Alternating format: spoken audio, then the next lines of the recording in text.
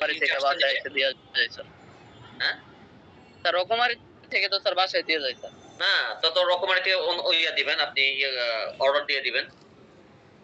আচ্ছা, আমি দেখি মাস শেষে আমি পারলে একটা লিংক পাই কিনা, যদি খুঁজে পাই আর কি লিংক রকমারিতে, আমি লিংক দিয়ে দেবো না, যে আর যার ইচ্ছা কিনে নিলেন। আচ্ছা, পড়াশোনায় আসি। আচ্ছা, এবার আসছেন ফিউচার কন্টিনিউয়াস। প্রেজেন্ট কন্টিনিউয়াস হচ্ছে বর্তমানে কোনো কাজ যখন আমরা কন্টিনিউ করি। পাস্ট কন্টিনিউয়াস অতীতে যখন কন্টিনিউ করছি। এবার ফিউচার কন্টিনিউয়াস হচ্ছে ভবিষ্যতে কন্টিনিউ করা। আপনারা মনে করেন ক্লাস শেষে অনেকে কি করবেন, অনেকে হয়তো কোনো সিনেমা দেখবেন, কথা কথা আমি ক্লাস শেষ হওয়ার পর একটা মুভি দেখতে থাকবো, একটা না কোনো কাজ করতে থাকবেন ভবিষ্যতে ক্লাস শেষে। এটা হচ্ছে ফিউচার কন্টিনিউয়াস। অনেকে করবেন কি, খাবার দাবার খাবেন, ভাত খাবেন, ক্লাস শেষে আমি ভাত খাইতে থাকবো, এটা কন্টিনিউয়াস। আবার মনে করেন অনেকে ক্লাস শেষে ঘুমায় পড়বেন, কালকে তো তাড়াতাড়ি অফিসে যেতে হবে, আমি ক্লাস শেষে বাবা আমি কোনো কাজ করবো না, সরাসরি ঘুমাইতে থাকবো, একদম একটানা ঘুমাবো, একবার সকালে উঠবো, মানে ভবিষ্যতে কোনো কাজ কন্টিনিউ করা। এটা হচ্ছে ফিউচার কন্টিনিউয়াস। কন্টিনিউ থেকে কিন্তু কন্টিনিউয়াস। এতক্ষণ প্রেজেন্ট কন্টিনিউয়াস, পাস্ট কন্টিনিউয়াস এবং ফিউচার, ভবিষ্যতে কোনো কাজ কন্টিনিউয়াস করলে, মানে কন্টিনিউ করলে ফিউচার কন্টিনিউয়াস। এর মধ্যে কোনো সমস্যা আছে বলেন? না স্যার। ওকে, এবার আসুন আমরা স্ট্রাকচারটা দেখি আগে। সাবজেক্ট আচ্ছা হচ্ছে শ্যাল বি আমরা ফেলে দিছি, কেন আমরা তো শ্যাল বি বলছি যে এটা ব্রিটিশরা ইউজ করে, আমরা দিব উইল বি। উইল বি পরে ভার্বের সাথে ING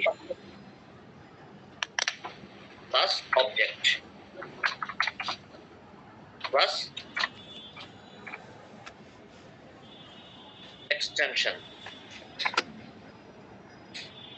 okay,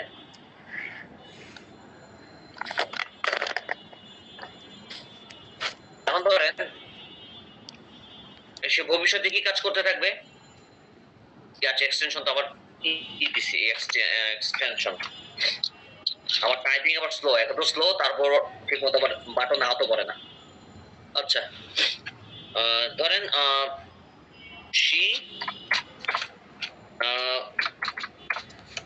will be watching a film or watching a movie. She will be watching a movie. সে একটি মুভি দেখতে থাকবে। ভবিষ্যতে হয়তো আমার ক্লাস শেষে হয়তো আপনাদের মতো কেউ হয়তো মুভি দেখবেন, হতে পারে। সে ভবিষ্যতে কোন একটা কাজ করতে থাকবে, মানে কন্টিনিউ করতে থাকবে। she will be watching a movie, সে একটি মুভি দেখতে থাকবে। সে একটি মুভি দেখতে থাকবে না, আমাদের বইতে কিন্তু ওন্ট দেওয়া আছে, বাট আমরা ওন্ট দিব না, আমরা দিব will not. he will not, আমাদের বইতে কিন্তু আছে won't, will not be watching a movie, সে একটি মুভি দেখতে থাকবে না। স্যার বলেন, শ্যাল বি কি হবে না? না, আমরা শ্যাল বি আর দিব না, কারণ শ্যাল তো ব্রিটিশটা ফলো করে, ওটা আমরা এখন আর ফলো করবো না, আমরা এখন উইল দিব, সবকিছুর সাথে উইল, শ্যালের ব্যবহার করব না। এখন প্রশ্ন হচ্ছে will she be watching a movie, সে কি একটি মুভি দেখতে থাকবে?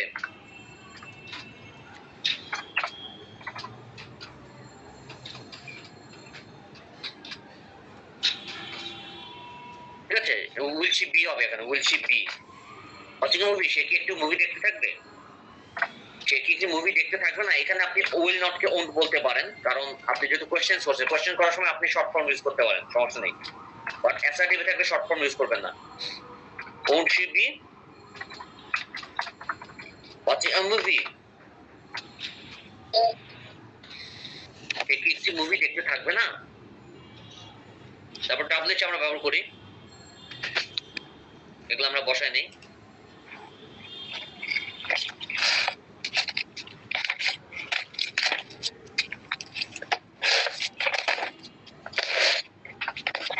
Why will she be watching a movie, সে কেন একটু মুভি দেখতে থাকবে, সে কোথায় একটি মুভি দেখতে থাকবে, সে কখন একটি মুভি দেখতে থাকবে, সে কিভাবে একটি মুভি দেখতে থাকবে। এটা কি আমরা নেগেটিভ করি, you will not কে আমরা দিয়ে দেব won't, কেন একটি মুভি দেখতে থাকবে না, সে কোথায় একটি মুভি দেখতে থাকবে না, সে কখন একটি মুভি দেখতে থাকবে না, এবং সে কিভাবে একটি মুভি দেখতে থাকবে না। দেখেন এটা বুঝতে সমস্যা আছে কিনা।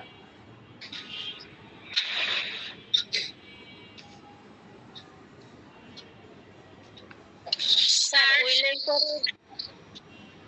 উইলের পরে কি উইল বি তারপরে শি হয় না? উইল বি এর পরে সি দিতে চাচ্ছেন কেন? আপনি মেইন অক্সিলারি বিটা মেইন না, আমাদের মাথা ব্যথা হচ্ছে যেহেতু আমরা ফিউচার করতেছি, ফিউচারের আমাদের মূল অক্সিলারি হচ্ছে উইল, তো উইলটা আগে হবে, বিটা না। উইল সি হবে এবং বিটা একসাথে দেওয়া যাবে না, উইলটা আগে রাখতে হবে, বিটাকে বি এর জায়গায় রাখতে হবে, আমাদের শুধু উইলটা আগে পড়ে যাবে, উইলটা আগে পড়ে যাবে, সবকিছু উইলের সাথে হবে, কোশ্চেন করার সময় উইলটাই আগে যাবে, কারণ আমাদের ফিউচারের মেইন অক্সিলারি হচ্ছে উইল, তো উইলের সাথে সব খেলা।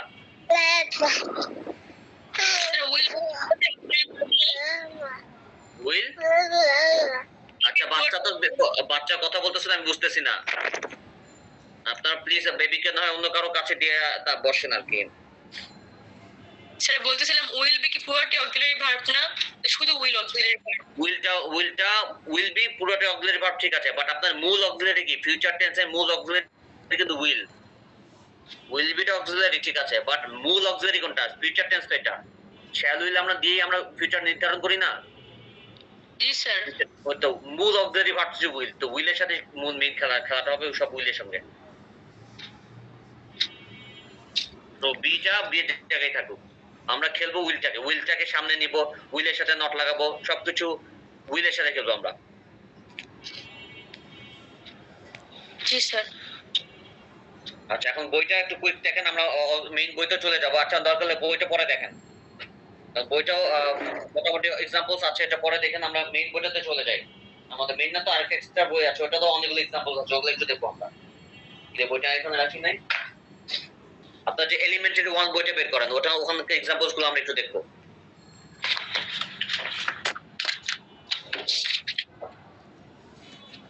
আজকে আমরা যে কন্টিনিউয়াস টেন্স গুলো পড়লাম ওগুলো একটু দেখি।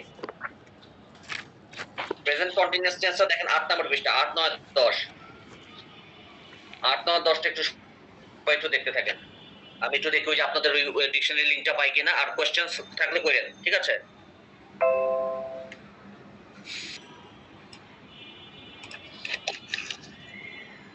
স্যার বইটা রকমারিতে আসছে দেখলাম, তাই না? আপনি লিংকটা দিয়ে দেন তাহলে ইয়াতে, তাহলে তো হয়ে যায়, তাই না? তাহলে আমি আর না খুঁজি, পাইছেন না আপনি?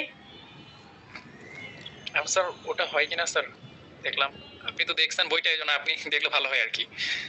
আচ্ছা ঠিক আছে, আপনারা তাহলে বইটা দেখেন, আমি একটু বইটাও দেখি, আর আগে ওটা ভালো করে দেখেন। What are you listening to, sir টুটা কেন হলো স্যার এখানে? আচ্ছা, লিসেনিং টু হচ্ছে আপনি যখন কাউকে শুনতেছেন, কারোর প্রতি শুনতেছেন, তখন টু ইউজ করতে হয়।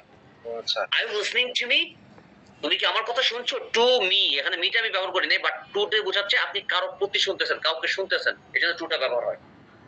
আচ্ছা কেউ যদি আপনি আর ইউ লিসেনিং ও বলেন তা তো সমস্যা নাই, বাট লিসেনিং টু দিয়ে মানে সেন্টেন্সটাকে কমপ্লিট করলো।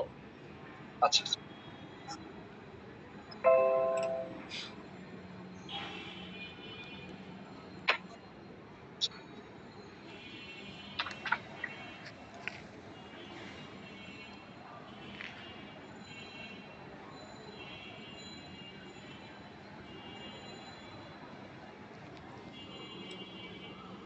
Past continuous.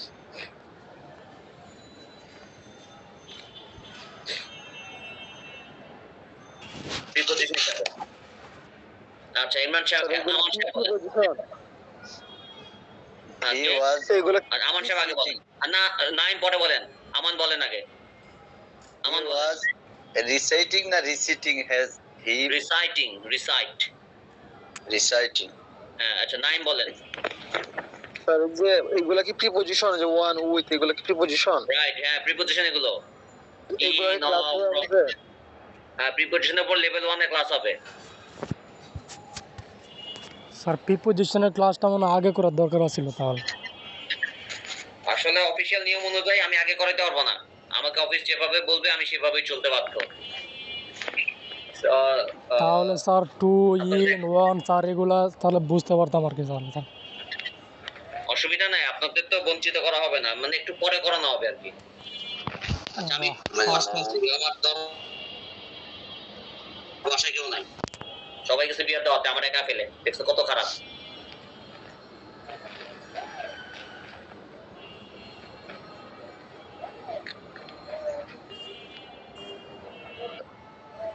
ওটা My সরষে, mom was cooking beef with cabbage. Cabbage. শব্দটা ক্যাবেজ ক্যাবেজ cabbage. ক্যাবেজও বললে সমস্যা নেই, ক্যাবেজ বললে সমস্যা নেই, বাট অ্যাসপিরেশন হিউম্যান যে ক্যাবেজ বলতে হয়। Cabbage. আর আপনাদের প্রিপোজিশনের উপরও ক্লাস হবে, এটা আবার সম্ভবত 18-19 নাম্বারের দিকে। তো আমাদের অফিসিয়াল নিয়ম হচ্ছে সিরিয়াল মেনটেন করতে হয়, আমরা চাইলে ইচ্ছা মতো করতে পারি না, কারণ আমরা যে আজকে ক্লাসটা নিলাম এটা কিন্তু অফিসের রেকর্ড থাকে। আর আপনি কিসের উপর ক্লাস নিলেন ওই যে ওরা ওই সিরিয়ালি রেকর্ড করে রাখে। তো আমি উল্টা পাল্টা করতে পারবো না, উল্টা পাল্টা করলে এটিএম স্যার সরাসরি আমার ধরবে যে কি ব্যাপার, তুমি কি আমার চেয়ে বড় মাপ পড়ে গেছো নাকি। স্যার এই সিরিয়ালটাই ঠিক আছে, প্রিপোজিশন থেকে টেন্সের প্রায়োরিটি তো বেশি। প্রিপোজিশন না বুঝলে চলবে, কিন্তু টেন্স না বুঝলে হবে না। টেন্স তো লাগবে না, প্রিপোজিশনও লাগবে, তার মানে এই না যে প্রিপোজিশনের গুরুত্ব কম, প্রিপোজিশনের গুরুত্ব অনেক অনেক বেশি। ঠিক আছে, তারপরও প্রিপোজিশনটা সিরিয়ালি আমরা পরে আসবে, এটা আসতেছে আর কি। স্যার বাক্য গঠন করার জন্য তো প্রিপোজিশন আবশ্যক, তাই না? তা তো অবশ্যই অনেক অনেক অনেক অনেক গুরুত্বপূর্ণ, এটা প্রিপোজিশন অনেক গুরুত্বপূর্ণ, এটা কেউ বাদ দেওয়া যাবে না। তো যেটা বাংলাদেশের বিভক্তি, তাই না স্যার? বাংলায় কি জানি না, আমি এটা প্রিপোজিশনই বলি। প্রিপোজিশন ছাড়া কি বাক্য গঠন করা যায়? প্রিপোজিশন ছাড়া বাক্য গঠন করা কঠিন।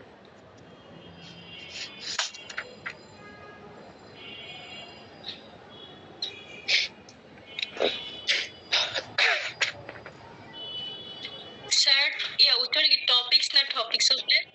Topic topics. আর 10 Topic. PM কি 10 PM বানান বলেন।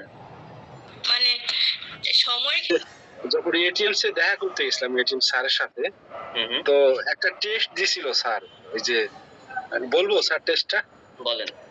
একটা সেন্টেন্স দিয়েছিলেন আর কি, আচ্ছা বলেন। যে বলছে করিম শনিবারে, এরকম আর কি কোশ্চেনের প্যাটার্নটা, করিম শনিবারে আমাকে যে বইগুলি দিয়েছিল সেগুলি খুব গুরুত্বপূর্ণ আর কি।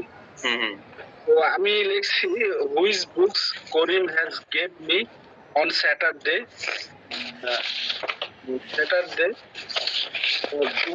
Very important. এটা কি ঠিক হবে স্যার? না ঠিক না, আপনি সেন্টেন্সটা বলেন, আমি লিখি। বাংলা করিম বলেন তো।